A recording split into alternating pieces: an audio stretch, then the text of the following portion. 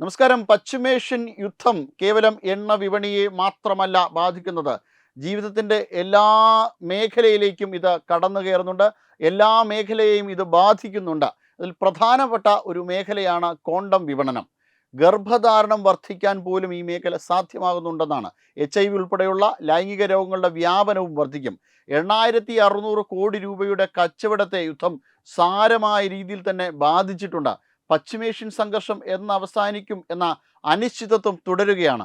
ഈ സംഘർഷം ഒട്ടനവധി സങ്കീർണമായ പ്രശ്നങ്ങൾ സൃഷ്ടിക്കുന്നുണ്ട്. യുദ്ധത്തിൽ നേരിട്ട് പങ്കെടുക്കാത്ത രാജ്യങ്ങളെയാണ് ഈ സങ്കീർണതകൾ ഏറെ ബാധിക്കുന്നത് എന്നതാണ് ഖേദകരം. പശ്ചിമേഷ്യൻ സംഘർഷം ഇന്ത്യ അടക്കം നിരവധി രാജ്യങ്ങളിൽ അനാവശ്യമായ ഗർഭധാരണത്തിന് കാരണമാകും എന്ന വാർത്തയാണ് പുറത്തു വരുന്നത്. ലോകമെമ്പാടും ചരക്ക് നീക്കത്തെ യുദ്ധം ബാധിച്ചു കഴിഞ്ഞു. പ്രധാനമായും പെട്രോകെമിക്കൽ ഉൽപ്പന്നങ്ങളുടെ നീക്കമാണ് തടസ്സപ്പെട്ടിരിക്കുന്നത്. യുദ്ധം 5ാം ആഴ്ചയിലേക്ക് കടക്കുമ്പോൾ സപ്ലൈ ശൃംഖലയിലെ പ്രശ്നങ്ങൾ ഇന്ത്യ അടക്കമുള്ള രാജ്യങ്ങളിൽ അനാവശ്യ ഗർഭധാരണത്തിന് കാരണമാകുന്നു. ലോകമെമ്പാടുമുള്ള പെട്രോളിയം അധിഷ്ഠിത വ്യവസായങ്ങൾ യുദ്ധം കാരണം ഇതിനോടകം തന്നെ പ്രതിസന്ധിയിലായിട്ടുണ്ട്. ഇന്ത്യയിലെ ഗർഭനിരോധന ഉറ ഉൽപ്പാദന മേഖല അതിലൊന്നാണ്. 8600 കോടി രൂപയുടെ വിറ്റുവരവാണ് ഇന്ത്യയിൽ ഈ മേഖലയിലുള്ളത്. 400 കോടി കോണ്ടമാണ് ഇന്ത്യൻ കമ്പനികൾ ഓരോ വർഷവും ഉൽപ്പാദിപ്പിക്കുന്നത്. ഈ കമ്പനികളെല്ലാം ഇന്ന് പ്രധാനപ്പെട്ട അസംസ്കൃത വസ്തുക്കളുടെ ദൗർലഭ്യം നേരിടുന്നുണ്ട്. കോണ്ടത്തിന് ലൂബ്രിക്കേറ്റ് നൽകുന്ന സിലിക്കൺ ഓയിൽ, ലാറ്റക്സിന് കട്ടി നൽകുന്ന അമോണിയ തുടങ്ങിയ അസംസ്കൃത വസ്തുക്കൾക്കാണ് ഇന്ന് ദൗർലഭ്യം നേരിടുന്നത്. ഈ അസംസ്കൃത വസ്തുക്കൾക്ക് 40 മുതൽ 50% വരെ വില വർധനവ് ഉണ്ടാകുമെന്നാണ് വിലയിരുത്തൽ. പാക്കിംഗ് അസംസ്കൃത വസ്തുക്കളായ PVCക്കും അലുമിനിയം ഫോയിലിനും വില ഉയരുകയാണ്.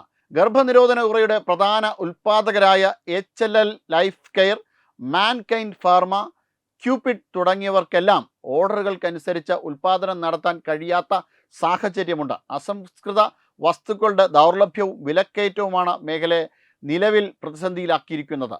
ദൗർലഭ്യത്തെ തുടർന്ന് പെട്രോകെമിക്കൽ ഉൽപ്പന്നങ്ങളുടെ വിതരണത്തിൽ കേന്ദ്ര സർക്കാർ നിയന്ത്രണങ്ങൾ കൊണ്ടുവരികയും ചെയ്തു. കോണ്ടം ഉൾപ്പെടെയുള്ള ചില മേഖലകൾക്ക് വിതരണത്തിൽ 35% വരെ വെട്ടിക്കുറവാണ് വരുത്തിയിരിക്കുന്നത്. ഗർഭനിരോധന ഉറകളുടെ ദൗർലഭ്യം, വിലക്കയറ്റവും അനാവശ്യ ഗർഭധാരണം പോലെയുള്ള പ്രശ്നങ്ങൾക്ക് കാരണമാകുന്നുണ്ട്. HIV പോലുള്ള ലൈംഗിക രോഗങ്ങളുടെ വ്യാപനത്തിലേക്കും ഇത് നയിക്കും എന്നതാണ് പ്രധാനമായും സൂചിപ്പിക്കപ്പെടുന്നത്. അത്തരത്തിൽ വലിയ സംഘർഷങ്ങളിലേക്ക്, വലിയ പ്രശ്നങ്ങളിലേക്കാണ് യുദ്ധം നമ്മെ കൊണ്ടുപോകുന്നത് എന്നുള്ളതാണ് ഏറ്റവും പ്രധാനപ്പെട്ട വസ്തുത. കേവലം എണ്ണ വിപണിയിൽ തീരുന്നതല്ല, അല്ലെങ്കിൽ എണ്ണയുടെ വിൽപ്പനയിൽ തീരുന്നതല്ല ഈ പ്രശ്നങ്ങളൊന്നും തന്നെ. മറ്റനേകം പ്രശ്നങ്ങൾ, LPGയുടെ പ്രശ്നം നേരത്തെ നമ്മൾ അനുഭവിച്ചതാണ്. അതോടൊപ്പം തന്നെ ഇതിനെ നേരിട്ട് ബാധിക്കുന്ന എല്ലാ മേഖലയിലേക്കും ഈ പ്രശ്നം കടന്നു കയറുന്നുണ്ട് എന്നുള്ളതാണ് ഏറ്റവും പ്രധാനപ്പെട്ട ഒരു വസ്തുത എന്ന് പറയുന്നത്. അത്തരത്തിൽ ഒരു സാഹചര്യത്തെ അതിജീവിക്കുവാൻ വേണ്ടിയിട്ട് കഷ്ടപ്പെടുകയാണ് ലോകം. അതിനെ അതിജീവിക്കുവാൻ വേണ്ടിയിട്ട് എന്ത് ചെയ്യണം എന്നറിയാതെ നട്ടം തിരിഞ്ഞു നിൽക്കുന്ന ഒരു ലോകക്രമത്തിലൂടെയാണ് നമ്മൾ മുന്നോട്ട് പോകുന്നത്. അതേസമയം പശ്ചിമേഷ്യയിലെ യുദ്ധത്തിന് ഇപ്പോഴും അറുതി വന്നിട്ടില്ല എന്നുള്ളതാണ്. യുദ്ധം ഉടനെ തീരുമെന്നൊക്കെ പറയുന്നുണ്ട്. പക്ഷേ ഓരോ തരത്തിൽ ഈ കാര്യങ്ങൾ പല തവണയായി മുമ്പും പറഞ്ഞിട്ടുണ്ട്. കഴിഞ്ഞ 1-2 ആഴ്ചകൾക്ക് മുന്നേ തന്നെയാണ് ട്രംപ് പറഞ്ഞത് യുദ്ധം ഉടൻ തന്നെ അവസാനിക്കുമെന്ന്. ആദ്യം യുദ്ധം തുടങ്ങുന്ന സമയത്ത് പറഞ്ഞത് 2 ആഴ്ചയ്ക്കുള്ളിൽ ഇറാൻ കീഴടങ്ങും, എന്തായാലും യുദ്ധം 2 ആഴ്ചയ്ക്ക് മുകളിലേക്ക് പോകില്ല എന്നതാണ്. ഇന്നിപ്പോൾ 1 മാസം കഴിഞ്ഞു. ഇറാനെ തളയ്ക്കുവാൻ വേണ്ടിയിട്ട് ഇസ്രായേലിൻ്റെയും അമേരിക്കയുടെയും സംയുക്ത സൈന്യത്തിന് സാധിച്ചില്ല എന്ന് മാത്രമല്ല, ഇറാൻ ഏറ്റവും ശക്തമായ രീതിയിൽ ഇരു രാജ്യങ്ങളെയും ആക്രമിക്കുന്നുണ്ട് എന്നുള്ളതാണ് മറ്റൊരു വസ്തുത. ഇസ്രായേലിൻ്റെ നേരെ നടത്തുന്ന ആക്രമണം, ബെൻഗുരിയൻ എയർപോർട്ടിൽ അവർ നടത്തിയ ആക്രമണത്തിൽ ആ എയർപോർട്ട് അടച്ചിടേണ്ടി വന്നു. അതോടൊപ്പം തന്നെ ടെലവീവിൽ അവർ നടത്തിയ ക്ലസ്റ്റർ ബോംബിൻ്റെ ആക്രമണം, അത് വളരെ ശക്തമായ ആക്രമണം തന്നെയാണ്. അതോടൊപ്പം തന്നെ ദിമോണയിൽ അവരുടെ nuclear research centre, Negev nuclear research സെൻറ്ററിൻ്റെ സമീപത്ത് ഇറാൻ നടത്തിയ ആക്രമണം വളരെ ശക്തമായ രീതിയിലുള്ള ആക്രമണം തന്നെയാണ്. എന്തായാലും റിസർച്ച് സെൻറ്ററിന് കാര്യമായ കേടുപാടുകളൊന്നും പറ്റിയില്ല. ഭാരതത്തിൽ ജീവിച്ചിരുന്ന ജൂതന്മാർ ദിമോണ ഭാഗങ്ങളിൽ ജീവിക്കുന്നുണ്ട്. ഭാരതത്തിൻ്റെ വലിയ ഉറ്റ സുഹൃത്തുക്കളൊക്കെയാണ് ഇവർ. അങ്ങനെ യുദ്ധം എല്ലാ മേഖലയിലേക്കും, എല്ലാ പ്രദേശങ്ങളിലേക്കും, ഇപ്പോൾ ഇസ്രായേലിൻ്റെ പ്രദേശങ്ങളിലേക്ക് ഇറാൻ ഈ രീതിയിൽ ആക്രമണം നടത്തിയിട്ടുണ്ട്. അതോടൊപ്പം തന്നെ മധ്യേഷ്യയുടെ പല ഭാഗങ്ങളിലും, അത് സൗദി അറേബ്യ ആയിക്കോട്ടെ, UAE ആയിക്കോട്ടെ, ഖത്തർ ആയിക്കോട്ടെ, ബഹ്റൈൻ ആയിക്കോട്ടെ, ഈ പ്രദേശങ്ങളിലൊക്കെയും വലിയ കനത്ത ആക്രമണം തന്നെയാണ്, ഡ്രോൺ വഴിയുള്ള ആക്രമണങ്ങളൊക്കെ ഒക്കെ തന്നെയാണ് നടന്നത്. അങ്ങനെ ആ മേഖലയിലേക്കും ആക്രമിക്കുന്നുണ്ട്. അതോടൊപ്പം തന്നെ എണ്ണയുടെ വിപണനം നടത്തുവാനായിട്ട് ഒരു രീതിയിലും ഇറാൻ സമ്മതിക്കുന്നില്ല എന്നുള്ളതാണ്. നേരത്തെ റാസൽ ഖൈമയിൽ നിന്ന് ഫുജ്ര മേഖലയിലേക്ക് എണ്ണ ഒരു പൈപ്പ് ലൈൻ വഴി എത്തിച്ചതിന് ശേഷം ഫുജ്രയിൽ നിന്ന് മറ്റു പല ഭാഗങ്ങളിലേക്കും എണ്ണ എത്തിക്കുവാനുള്ളൊരു ശ്രമമൊക്കെ UAEയുടെയൊക്കെ ഭാഗത്ത് നടന്നിട്ടുണ്ടായിരുന്നു. പക്ഷേ അതും സമ്മതിക്കില്ല. എന്തെങ്കിലും തരത്തിൽ നിങ്ങൾ ഈ ഒരു ശ്രമം നടത്തിയാൽ അതിനെ ബോംബിടും എന്നാണ് ഇറാൻ പറഞ്ഞിരിക്കുന്നത്. ഇനി ഹോർമൂസ് ആയിക്കോട്ടെ അടഞ്ഞു കിടക്കുന്നു. സാധാരണ ഉള്ളതിൽ നിന്ന് 5% ട്രാഫിക് മാത്രമാണ് ഈ ഹോർമൂസ് മേഖലയിൽ കൂടി പോകുന്നത്. ഇനി അതോടൊപ്പം മറ്റൊരു മേഖലയായ ബാബൽ മന്ദബ് അത് അടയ്ക്കുവാൻ വേണ്ടിയിട്ട് എല്ലാ ശ്രമങ്ങളും ഇറാൻ്റെ ഭാഗത്ത് നടത്തുന്നുണ്ട്. അതായത് അവിടെ പതിയിരിക്കുന്ന ഹൂതികളെ ഉപയോഗിച്ചുകൊണ്ട് ഇസ്രായേലിൻ്റെ കപ്പലുകൾ അല്ലെങ്കിൽ ഇസ്രായേലിൻ്റെ സൗഹൃദ രാജ്യങ്ങളുടെ കപ്പലുകൾ പോകുമ്പോൾ ആക്രമണം നടത്തുവാനുള്ള പദ്ധതി ഇറാൻ നടത്തുന്നുണ്ട്. അതോടൊപ്പം തന്നെ ചെങ്കടലിലൂടെ നടക്കുന്ന വാണിജ്യം അപ്രത്യക്ഷമാകുന്നൊരു കാഴ്ചയാണ് നമുക്ക് കാണാൻ പറ്റുക. പിന്നീട് അങ്ങനെയൊക്കെ നടന്നു കഴിഞ്ഞു കഴിഞ്ഞാൽ സൂയസ് കനാലിലൂടെയൊക്കെ പോകുന്ന ചരക്ക് ഗതാഗതത്തിന് വലിയ രീതിയിലുള്ള ഒരു പ്രശ്നം ഉണ്ടാകും, വലിയ ശോഷണം ഉണ്ടാകുന്നു. അങ്ങനെ ലോക സമ്പദ് വ്യവസ്ഥയെ തന്നെ കീഴ്മേൽ മറിക്കുവാൻ പോവുകയാണ് ഈ യുദ്ധം എന്നതാണ്. ഉടൻ തന്നെ ഇതിനൊരു പരിഹാരം കണ്ടെത്തുവാൻ കഴിഞ്ഞില്ല എങ്കിൽ അനിശ്ചിതകാലത്തേക്ക് യുദ്ധം നീണ്ടുപോവുകയാണെങ്കിൽ ഒരു വലിയ റിസഷന്, വലിയൊരു പണപ്പെരുപ്പത്തിന് ഇത് കാരണമായി തീരുക തന്നെ ചെയ്യും. ഇപ്പോൾ ഈ ക്വാണ്ടം വിപണനം നമ്മളെ ഏതൊക്കെ തരത്തിലാണ് ബാധിക്കുന്നത്? നമ്മുടെ ജീവനെയും സ്വത്തിനെയും ഒക്കെയാണ് ബാധിക്കുന്നത്. അതാത് സർക്കാരുകൾ അതാത് രാജ്യങ്ങളുടെ പൗരന്മാരുടെ ജീവനെ സുരക്ഷിതമായി സൂക്ഷിക്കേണ്ടതിൻ്റെ ചുമതല അവർക്കുണ്ട്.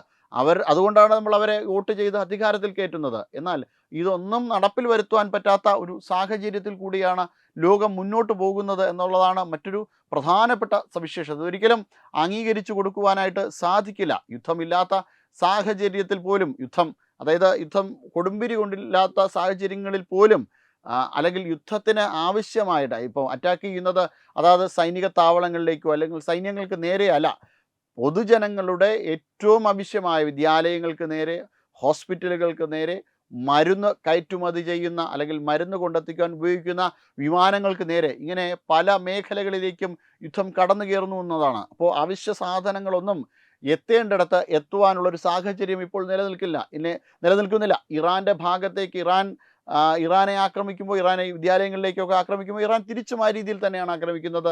ഇറാൻ ജലസംഭരണികളിലേക്ക് ആക്രമണം നടത്തുന്നു. ഇറാൻ എണ്ണ ശുദ്ധീകരണം നടത്തുന്ന മേഖലയിലേക്ക്, ഓയിൽ റിഫൈനറീസിലേക്ക് ആക്രമണം നടത്തുന്നു. അങ്ങനെ ഇറാനുമായി യുദ്ധത്തിൽ നേരിട്ട് പങ്കെടുക്കാത്ത എല്ലാ രാജ്യങ്ങൾക്കെതിരെയും ഇറാൻ ആക്രമിക്കുന്നുണ്ട് അവരെയൊക്കെയും. ഇറാൻ ആക്രമണം നടത്തുന്നത് അമേരിക്കയുടെ സൈനിക താവളങ്ങൾ നിൽക്കുന്ന സൗദി അറേബ്യയിലേക്കും ബഹ്റിനിലേക്കും ഖത്തറിലേക്കും ഒക്കെയാണ്. അങ്ങനെ നടത്തുമ്പോൾ ലോകം ഇനി എങ്ങനെയാണ്, ഏത് രീതിയിലാണ് മുന്നോട്ട് പോകാൻ സാധിക്കുക? ഇനി ആ മേഖലയിലൂടെ ഒരു ചരക്കും വന്നില്ല എങ്കിൽ തീർച്ചയായിട്ടും ഇന്ത്യ ഉൾപ്പെടെയുള്ള രാജ്യങ്ങൾക്ക് അത് വലിയ ഭീഷണി തന്നെ ആയിത്തീരും. ഇപ്പോൾ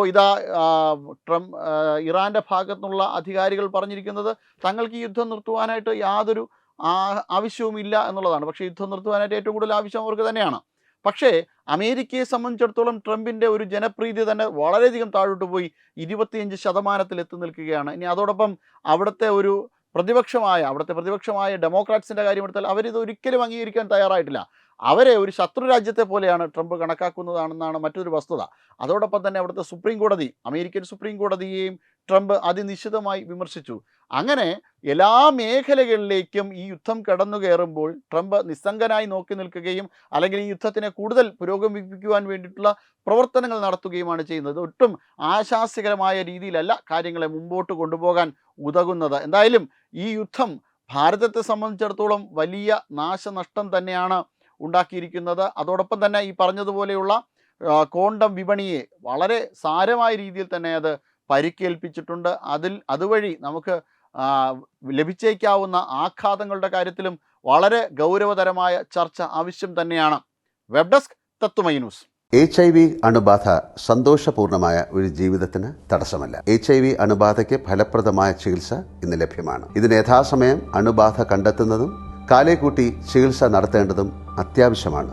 സൗജന്യമായ ചികിത്സയും മാർഗനിർദ്ദേശങ്ങളും സർക്കാർ ആശുപത്രികളിലെ ART അഥവാ ഉഷസ് കേന്ദ്രങ്ങളിൽ ലഭ്യമാണ്. ആരോഗ്യ സംരക്ഷണം ഓരോരുത്തരുടെയും ഉത്തരവാദിത്തമാണ്.